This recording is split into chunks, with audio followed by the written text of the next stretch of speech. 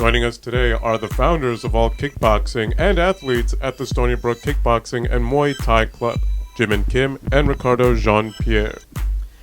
So Jimin and Ricardo, you two can probably do some damage to someone if there ever comes a time for it. But with kickboxing and Muay Thai, you need to take certain precautions to make sure you don't get hurt yourself. Plus, many of us won't stand our ground for more than a punch or two. Can you show us how to throw the perfect haymaker? Throwing a powerful punch has nothing to do with strength. It's all about technique and leverage.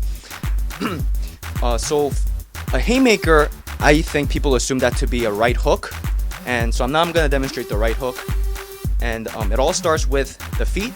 What I'm going to do is I'm a righty, so I stand with the left side of my body forward, left hand and left leg. And my punching hand, my right hand, is back. That's pulled back. So, yep. Okay, so Jimin is now, he has a glove in his hand and he's in a stance where his front foot is his left foot, which is pointing forward, and his right foot is back. And he is twisting his entire body around so that he can throw the punch with this complete force. And he's punching using a glove into Rico, who has a pad. So let's see it.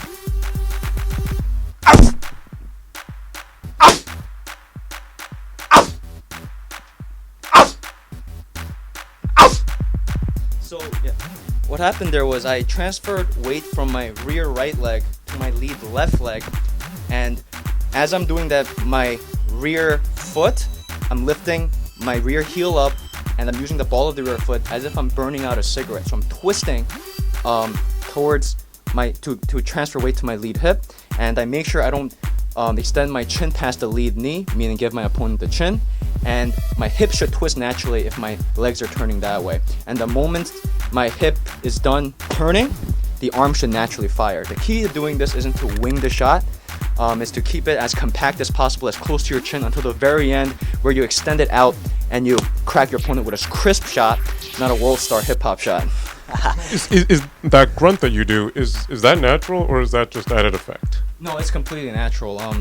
Professional fighters, they all make different noises. I heard that people that practice yoga said that different personalities, they have certain noises they exhale when they throw strikes that are more conducive to their personality. But from what I know that making grunts, it makes sure I get all the leverage, all the power into the shot. So having a haymaker is really something that you use last resort. It uses a lot of energy, and it's usually when there's your opponent or your opponent is not expecting it. So what is something that you use to follow up? Is it one of those moments that you land the punch and then you just watch them fall and that's game over? Or do you follow up with something else? So, Rico? Rico. Alright. So the idea behind Muay Thai is that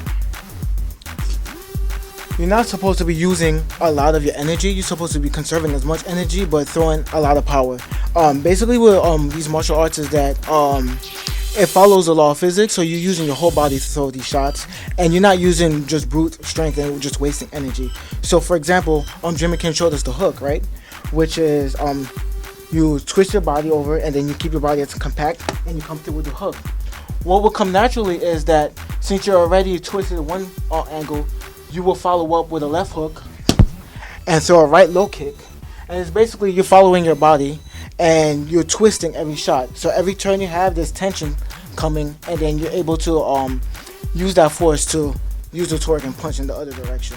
So every attack is really in a defensive action, and it's in a whirlwind. So it's not one attack and then that's it. It's not to knock your opponent out in one shot and to expose the rest of your body. It's to follow up so that you're able to, one, defend yourself, and two, land the next blow. Yes, overwhelming your opponent with strikes until you get the finish. So now we're going to have a quick Q&A with Jimin and Rico. You can take off your glove now. It's getting hot in here. My hands are sweaty. So Jimin and Rico, how did it all start? Rico, why don't you give him the synopsis of that? Okay, so I was sitting in this building, the Union cafeteria, minding my own business, eating, and Jimin comes through with a recorder talking about do I have time? So naturally I thought he was trying to convert me to some sort of religion. I thought he was some sort of missionary, but I said, hey, let me give him a chance. Father Kim. Father Kim. So I said, hey, why not give him time? And then he asked me, How pious. he asked me, basically, what would like to see in the news media on campus, pretty much. The Stony Brook Independent, which I was working for at the time as social media manager, so I wanted to get tips from Rico on what he would like to get out of the independent social media. Yeah. So yeah, that was pretty much it. And I told him what I wanted to see, but I clearly emphasized that I would like to see more things regarding to MMA and kickboxing. And once I told him that, his pupils just dilated. Jimin saw the light. He Yeah. wanted it. It was crazy. He actually paused his recording and said, we'll talk about this after. And then he started recording again. Under the keep it down low. So, Jimin, you had this idea. It was planted in your head, and then how did it develop from there? All kickboxing. It was actually an idea Rico suggested. He said we should start our own kickboxing publication because this really popular magazine named International Kickboxer, it's not doing as well as it used to, and I think there's a market for it. We're unique. We're in a unique position because we practice the sport. We're young and we're not jaded bloggers. So why don't we put something together? So we started off with just this basic Facebook group of charts and like job positions and this web flow chart. It was so silly. And then we made a website through using a free website building platform called Wix. And then since then we've been doing a podcast pretty much every month, shooting technique videos, and we've developed a really solid, intimate fan base. And it seems like you guys are doing this at a pretty ripe time, considering it seems like MMA is actually a trend right now. My women crush Wednesday is always Ronda Rousey. So Yeah, exactly. I think MMA is it's like chic now. It's like in vogue. You see a lot of actors sitting front row for UFC events, like Matthew McConaughey, all these guys there. It's like it's hip to like MMA, especially because of Ronda Rousey. So, did this all come out of the Stony Brook Kickboxing and Muay Thai Club? Were you part of it already, or did you join because of it? How did it all sprout out? And is All Kickboxing part of Stony Brook, or is it its own individual brand? I could definitely answer for how it started. So what happened was when I first came to the school, I wanted to join something that was related to martial arts. I saw there was a taekwondo club, a boxing club, but that's not what I really practiced before coming to the school. What did you practice before? I practiced Muay Thai and a little bit of Jiu-Jitsu. So I found out that there was a kickboxing club on campus, and it was run by this Japanese graduate student. So I figured, okay, I'll join him, and then I cultivated my skills over there. And what happened was he became too busy with his studies, so he basically dropped out of the club. And I took it upon myself to run the club. And basically what I had that club going on was around the same time I met Jim and Kim. And during practice is when I brought the idea of All Kickboxing to him. Yeah, so All Kickboxing is not school affiliated. It's a website Rico and I started. We're big on social media, and we're independent. Yeah, try to keep it that way. And now Jimin and Ricardo are much like the rush hour kind of idea where you guys are this like this amazing duo. So do you guys ever aside from sparring each other, do you ever fight about the direction of the publication, or how does this all work? No, we never get into. We do plenty of fighting to not have to fight about All Kickboxing. Exactly. Do you ever just say like, "Oh man, we're gonna have an argument. Throw on your gloves. Let's go. Come on, this is it."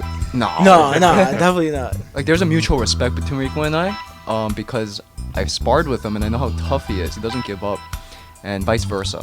And that's actually what I was actually wondering. When is enough in terms of throwing punches? Be it practice or be it you're defending yourself out on the streets. Practice, I believe in. You get what you receive. If you're insecure, if you go hard, you better expect the same fire back. On the street, again, if you have to resort to stopping this person, you have to incapacitate him by all means. Yeah. So is martial arts barbaric? No, definitely not. I think. I just offended you. I thought you were gonna flip the table. Start fighting over here. No, definitely not. I feel like martial arts is something essential to us as human beings. It's part of us. Hence the term martial, and the second word comes arts. Is it an art? I believe it is an art. It's beautiful in its own way, and at the same time, it's also complicated. There's so many techniques. It's also a science. So it's one of those things that people overlook, and they can also realize that it's also an art and a science at the same time. So at In Focus, we try to keep it all Stony Brook related, and Ricardo and Jimin are both Stony Brook University students, and they both are. I know Jimin is a senior, and Ricardo, you are a senior as well. Yeah. So a lot of things are going on. First of all, it's midterms time, and a lot of things are going on. How do you balance it all? The kickboxing helps me balance it all. It's ironic. It actually, I make time for kickboxing because it gives me, it structures my schedule. It helps me be more productive. It keeps me more focused and get my work done efficiently, because kickboxing relieves my stress.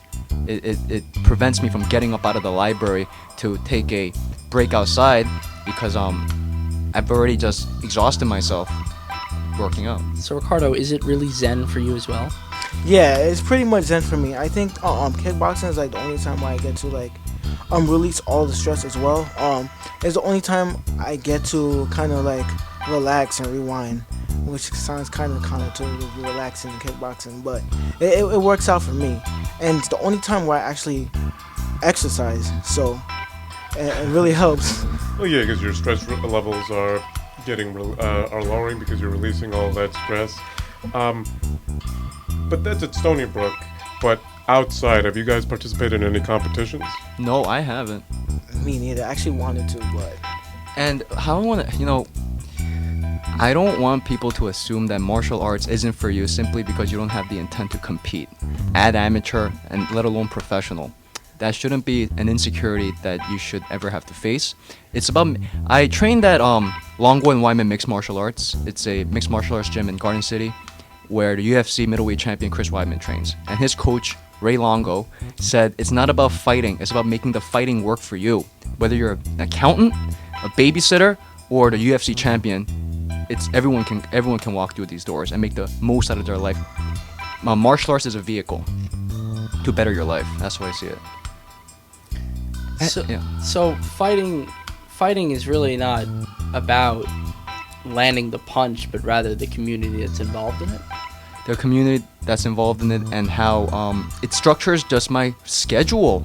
It helps me be more confident interviewing people. I'm a student journalist. It makes me ambitious. It forces me to have to improve myself in my career as a student, as a brother, just as how I try to polish all of my techniques, like the right hook, into a laser sharp scalpel.